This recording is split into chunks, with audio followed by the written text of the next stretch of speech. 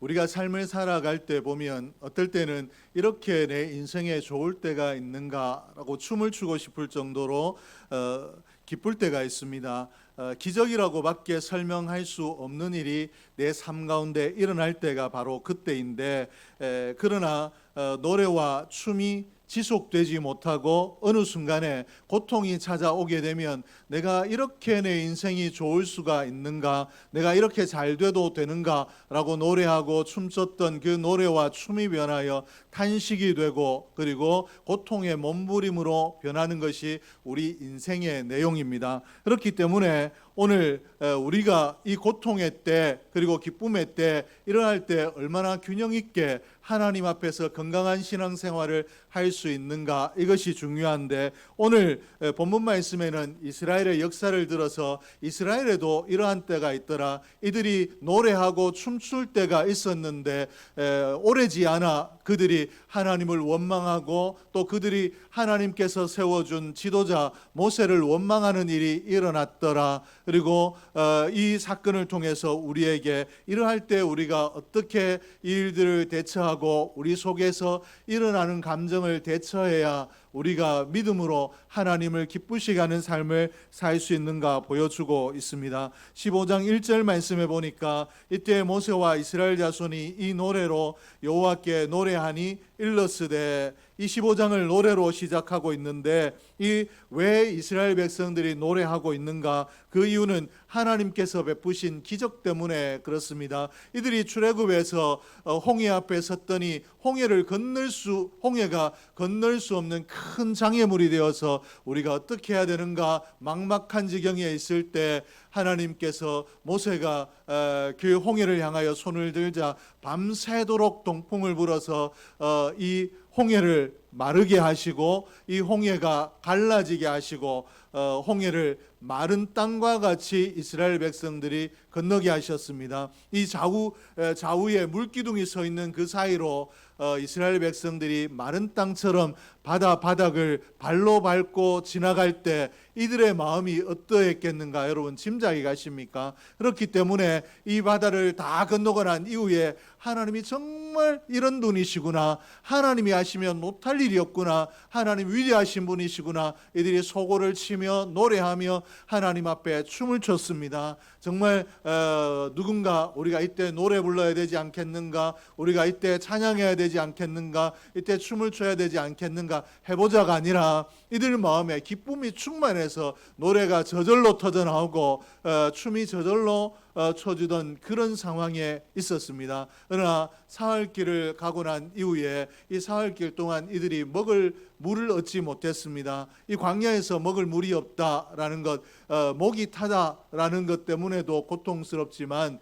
이 광야에서 물을 얻지 못하면 물이 없다라는 것은 다른 모든 것들이 충족돼도 생명을 잃을 수 있는 생명의 위협이 있는 상황입니다. 그렇기 때문에 이스라엘 백성들이 이 사흘길을 대단히 불안한 마음으로 걸었겠죠. 처음에는 하나님께서 홍해도 건너게 하셨는데 설마 이 광야에 물이 없어서 우리를 죽게 하시겠는가, 조금만 더 가면 있겠지, 다음에 있겠지 라고 하고 가다가 마라에 드디어 이르렀습니다. 그리고 거기에 물이 있는 것을 보고 이들이 환호했는데 그 물의 맛을 보니까 써서 마실 수 없는 물, 사람이 마실 수 없는 물이었습니다. 그때 이들의 마음이 완전히 무너진 것입니다. 왜 도대체 우리를 여기까지 오게 해서 죽게 하는가? 과연 애굽에 우리의 장사지가 없어서 우리를 여기까지 인도했는가? 도대체 물을 주시지 않으면 우리가 어떻게 해야 되는가? 하나님을 원망하고 모세를 원망하기 시작했습니다. 물을 얻지 못했다라는 것 때문에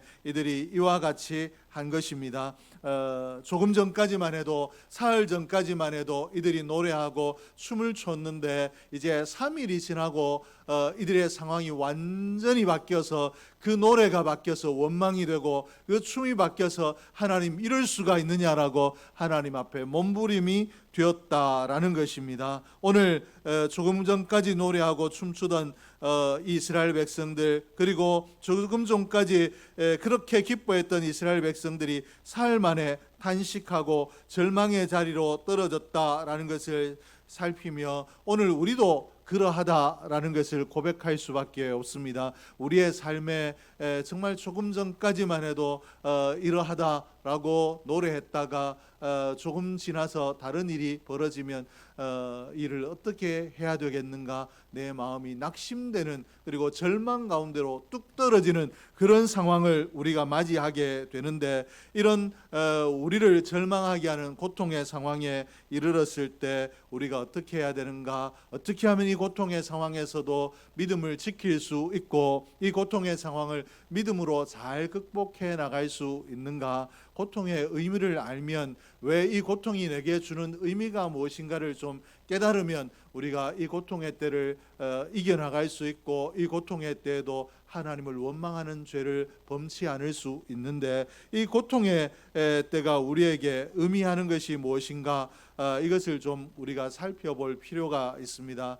우리가 가장 두려운 것이 무엇인가 하면, 이 일 이후에 어떤 일이 일어나겠다라는 예측할 수 없는 내일이 가장 두렵습니다. 오늘 TV에서 우리나라 경기가 어려워진다, 그리고 점점 더 어려워질 것이다, 출구가 잘 보이지 않는다라고 이야기하면, 가정경제에서도 어려워진다라고 하니까 우리가 좀 아껴야 되겠다, 저축을 해야 되겠다, 지금 씀씀이를 줄여야 되겠다라고 짐작하고 있기 때문에 좀 어려워져도 충격이 덜합니다. 그러나 전혀 예보해 주지 않다가 어느 날 갑자기 왜 이렇게 힘든가 살펴봤더니 나라의 경제가 많이 다운되어 있으면 거기에서 오는 충격, 그리고 어느 날 갑자기 우리의 가정도 이렇게 되지 않을까라는 이런 두려움들이 우리에게 있습니다. 사람에게 가장 두려운 것이 예측할 수 없는 내일입니다. 그러므로 오늘 이 고통이 나를 어디라 데려놓을까, 이 고통 때문에 내 인생이 어떻게 될까 알지 못할 때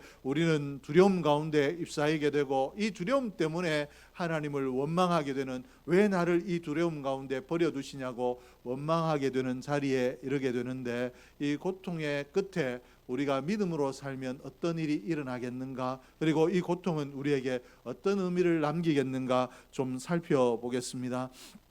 우리 그리스도인들에게 이 고통이 어떤 의미가 되는가, 이 고통의 때는 믿음을 보일 때입니다. 이 내게 고통이 찾아왔을 때 내가 어떻게 받아들여야 되는가, 이때야말로 내가 하나님께 내가 믿음의 사람이란 내 믿음을 보일 때이다 라고 판단하고 하나님 앞에 믿음을 겸비하면 이 고통의 때를 순적하게 이겨나갈 수 있습니다. 오늘 저와 여러분이 다 이렇게 되기를 주의 이름으로 축복합니다. 25절 말씀해 보니까, 모세가 여호와께 부르짖었더니 여호와께서 그에게 한 나무를 지시하시니 그가 물에 던짐에 물이 달아졌더라. 거기서 여호와께서 그들을 위하여 법도와 율례를 정하시고 그들을 시험하실세, 이렇게 기록하고 있는데, 14장에서 어떤 일이 일어났는가 하면 홍해가 갈라졌는데, 이스라엘 백성들이 홍해 앞에서 죽을 줄 알았는데 부르짖었더니 하나님께서 홍해를 갈라주셨습니다. 그러므로 하나님 앞에 노래하고 춤을 추고 하나님 위대하시다라고 하나님을 찬양했는데, 이 일 이후에 사흘이 지나고 난 이후에 이들이 물이 없어서 또 물을 만났으나 마실 수 없는 물을 만났으므로 하나님 앞에 그 춤이 변하여 절망이 되는 상황에 이르렀다라는 것입니다. 그러므로 오늘 이 상황을 하나님께서 우리에게 어떻게 소개하고 있는가 하면, 하나님께서 시험하셨다라고 이렇게 소개하고 있습니다. 즉 다시 말해서 조금 전에 너희가 그렇게 기뻐 춤췄던 그 믿음이 오늘 홍해가 갈라졌다라는 이 단순한 외적인 기적, 그리고 이러한 내게 일어난 감당할 수 없는 기쁨의 일 때문에 그저 육적으로 기뻐한 것인지, 아니면 하나님이 우리와 함께 하시면 홍해가 갈라졌듯이 앞으로도 어떤 일들도 해결될 수 있다라고 믿음이 굳어졌는지, 하나님께서 너희의 믿음을 보자라고 시험하셨다라는 것입니다. 오늘 이 시험 가운데 있을 때 이스라엘 백성들이 정말 이 마라의 쓴물을 만났을 때에도 오히려 무릎을 꿇어 하나님, 사흘 전에 우리 앞에 홍해를 갈라주셨던 하나님이 지금도 살아계시고 우리와 함께 하시며 역사하시는 줄 믿습니다. 하나님께서 우리의 쓴물에 도달하게 하심으로 우리의 마음이 잠시 낙심하였으나 믿음 없는 것을 불쌍히 여겨주시고 우리를 믿음으로 무장하여 주십시오라고 믿음을 보일 때가 바로 이때라는 것입니다. 오늘 저와 여러분의 삶에 예기치 못한 고통이 찾아올 때 저와 여러분이 이 말씀을 꼭 기억할 수 있기를 주의 이름으로 축복합니다. 지금도 하나님은 살아계시고 내 인생 가운데 개입하고 계시며 내 삶을 주장하고 계시는데 오늘 내가 믿음으로 하나님 앞에 이 고통의 상황을 하나님의 기적을 경험할 때라고 고백하고 나가면 하나님께서 반드시 내게 은혜의 때를 주신다라고 믿음의 고백을 드릴 수 있는 믿음의 때로 고통의 때를 삼아 나갈 수 있기를 주의 이름으로 축복합니다. 하나님은 어떤 분이신가 하면 중심을 보시는 분이십니다.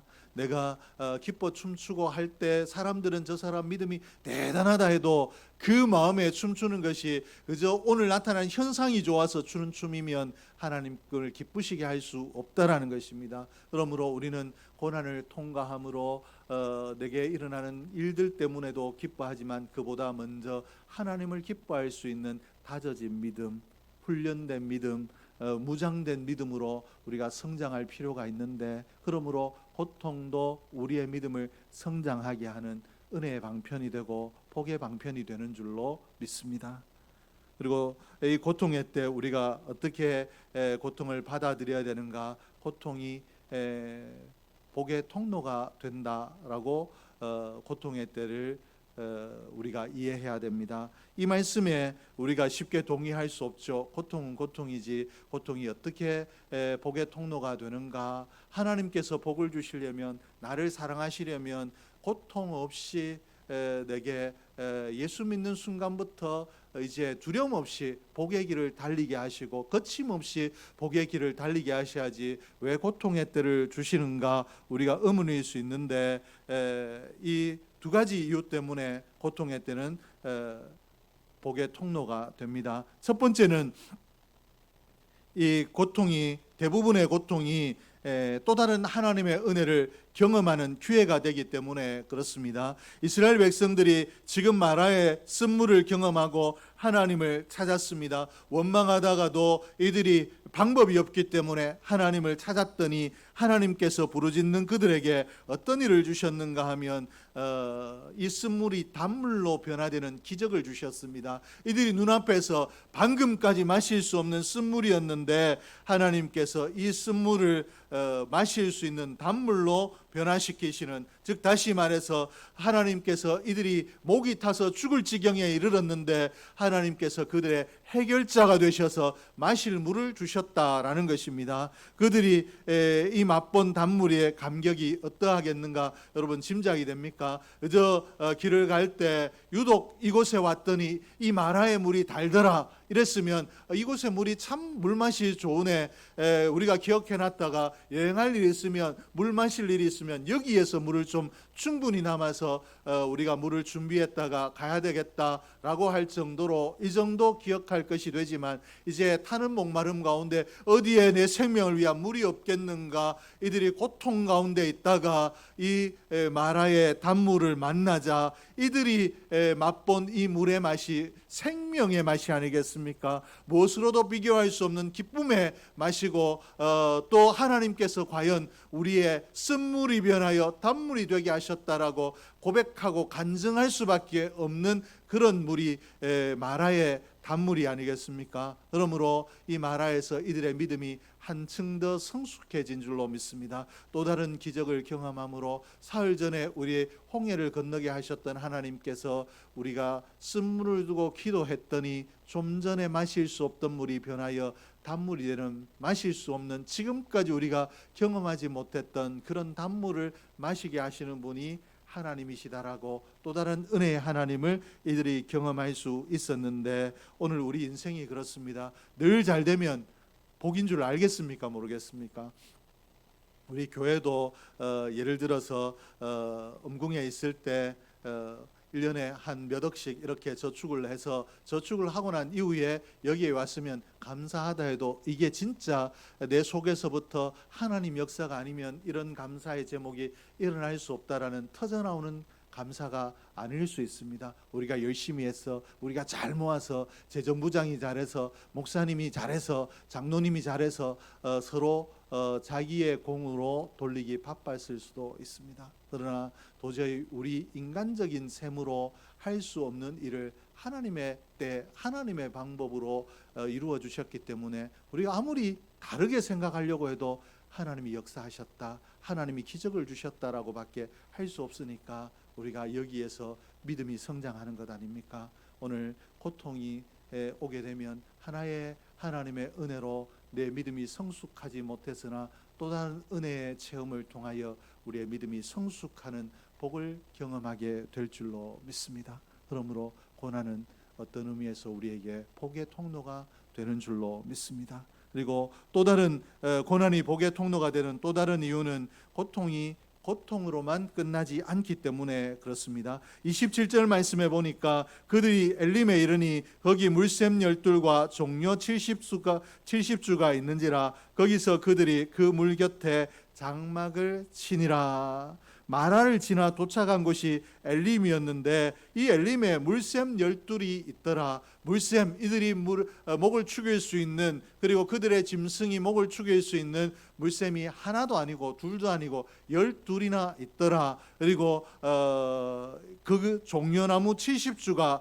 있다라고 했는데, 물샘이 있으니까, 물이 있으니까 거기에 식물이 자랄 수 있는데 종려나무가 한두 그루도 아니고 70그루가 있었다라는 이 말은 무슨 말인가 하면, 이 12개의 물샘이 그냥 조그마한 사람, 그저 몇 사람이 마실 수 있는 물샘이 하나 둘 셋 넷 12개가 있더라가 아니라 얼마나 물샘이 풍부한지 종려나무가 70주가 있는 그런 풍부한 오아시스더라, 이렇게 우리에게 소개하고 있는데, 이들이 마라에서 하나님을 원망했습니다. 우리가 여기에서 물이 없어 죽겠다라고 원망했는데 불과 이들이 얼마 떨어지지 않아서 11km밖에 떨어지지 않는 이곳에, 우리의 전통적인 계산법으로 이야기하면 20리 정도밖에 되지 않는 곳에 물샘 12개가 있고 종려나무 70주가 있는 물샘이 12개가 있더라라는 것입니다. 즉 다시 말해서 이 말이 무슨 말인가? 오늘 나는 이 고통 때문에 여기에서 꼼짝없이 죽겠구나, 오늘 내게는 희망이 보이지 않는다라고 생각하는 그때에도 하나님의 계획은 우리를 위하여 예비해 두신 엘림이 있다라는 것입니다. 하나님의 계획 안에는 엘림이 있다라는 것입니다. 그러므로 오늘 저와 여러분이 고통의 때에 어떻게 반응해야 되는가? 오늘 나는 여기에서 길이 보이지 아니하고 끝이 보이지 아니하고 이 고통의 때 내가 쓰러질 것 같지만 하나님이 예비하신 곧 엘림이 내 가까이에 있다. 오늘 내가 이 고통의 이 순간만 지나가면, 이 목말라 헐떡이는 이 고통의 순간을 지나가면 하나님께서 예비하신 엘림을 경험할 수 있다라고 엘림의 때를 사모해야 될 줄로 믿습니다. 그리하면 분명히 하나님께서 우리의 눈에 보이지 않지만 하나님 예비해 두신 하나님의 엘림에 우리가 이르게 되고, 그 엘림에서 하나님의 살아계심을 노래하게 될 텐데, 그러므로 우리가 고통을 만나게 되면 내 앞에 엘림이 있다라고 인내하는 믿음으로 우리의 믿음이 성숙해질 수 있는 기회이기 때문에, 우리가 그저 좋은 일 앞에 어린아이처럼 기뻐하는 그런 믿음이 아니라 고난의 때에도 엘림을 기대하며 하나님 앞에 인내하고 여전히 한결같이 수고하고 충성하는 믿음으로 성장할 수 있는 기회가 되기 때문에 고난의 때가 우리에게 복의 통로가 되는 줄로 믿습니다. 하나님은 저와 여러분이 하나님의 백성이기 때문에 내가 잘한 것이 없고, 내가 칭찬받을 만한 것이 없고, 내가 상급받을 만한 것이 없어도, 그런 행위가 없어도 내가 하나님의 백성이기 때문에 저와 여러분을 위해서 예비해 두신 하나님의 엘림이 우리 인생 앞에 분명히 존재하는 줄로 믿습니다. 오늘 믿음으로 고난의 때를 잘 통과하면 엘림의 때 우리가 하나님 앞에 마음껏 기뻐할 수 있을 텐데, 그 엘림을 기대하는 마음으로 고난의 때를 살아갈 수 있기를 주의 이름으로 축복합니다. 셋째는 고통은 하나님과의 만남의 때입니다. 우리가 고통의 때를 어떻게 해석해야 되는가? 내가 이 고통의 때를 통해 하나님을 만나겠구나 라고 우리가 하나님과의 만남의 때로 이해해야 됩니다. 고통의 현장에 우리가 하나님을 경험할 수 있다라는 것입니다. 내가 구원자 되신 하나님을 만났다, 이런 만남이 아니라 내 인생에서 고통의 순간에 살아계신 하나님, 내 인생을 송두리째 엎어놓으시는 하나님, 내 인생의 새로운 역사를 일으키시는 이 다이나믹한 하나님을 경험할 수 있는 기회가 고난이 된다라는 것입니다. 고통의 현장만큼 얼마나 내가 하나님이 살아계신가를 생생하게 체험할 수 있는 현장이 없다라는 것입니다. 그러므로 우리는 고통을 통하여 살아계신 하나님, 내 인생 가운데 역사하신 하나님을 분명하게 알 수 있고 배울 수 있는데, 우리 그 하나님을 경험할 수 있는데,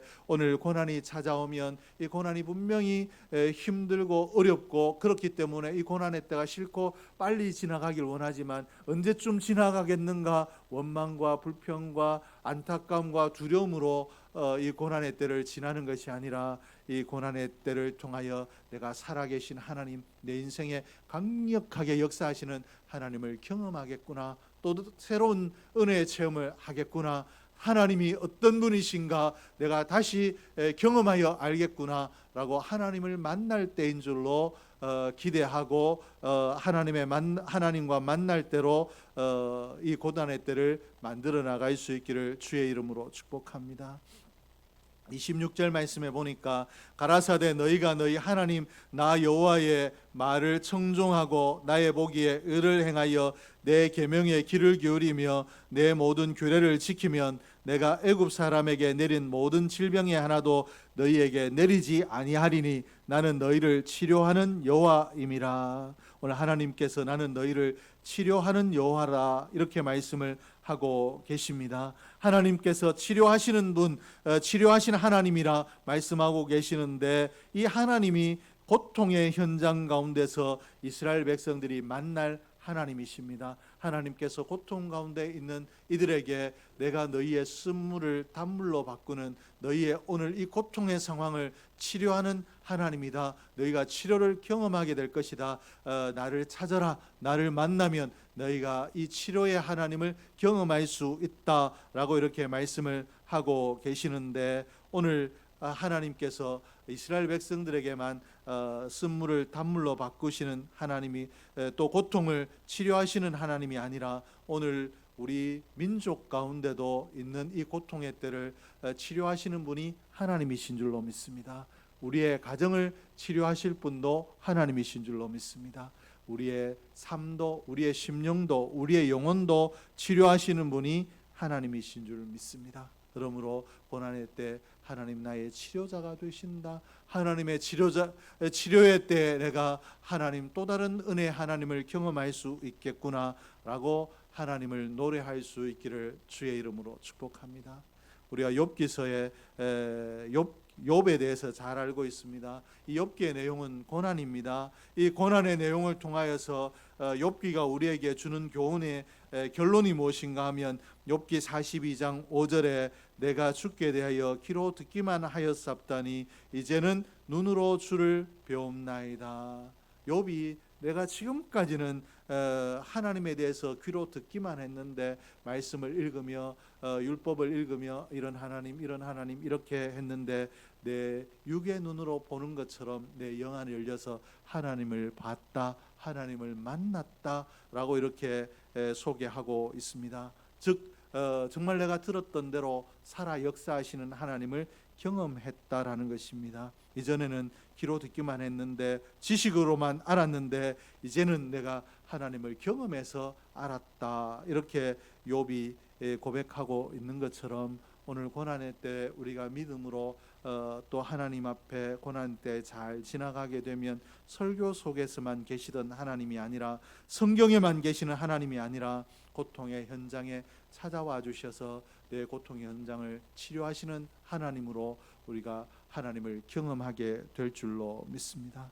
그러므로 하나님께서 우리 인생에 기쁨의 때만 주시지 않고 고난의 때도 주셨는데, 이 고난 때 하나님이 우리를 떠나신 것이 아니라 이 고난의 때도 여전히 우리와 함께 하고 계시며, 하나님께서 이 고난의 때가 변하여 기쁨의 때가 되도록, 은혜의 때가 되도록, 그리고 치료를 통하여 하나님의 놀라운 역사를 찬양할 수 있도록 하기 위하여 오늘도 우리 가운데 여전히 우리의 인생 가운데 동행하고 계시는 분이 하나님이신 줄로 믿습니다. 그러므로 하나님께서 고난의 때를 지나게 하실 때 우리가 나는 왜 사랑하시지 않는가가 아니라, 하나님께서 치료의 때를 기다리시며 또 엘림을 준비해 두시고 나와 함께하고 계신다, 함께 하시는 하나님의 손이 나를 강하게 하시고 담대하게 하셔서 이 고난의 때를 넉넉히 이기게 하시고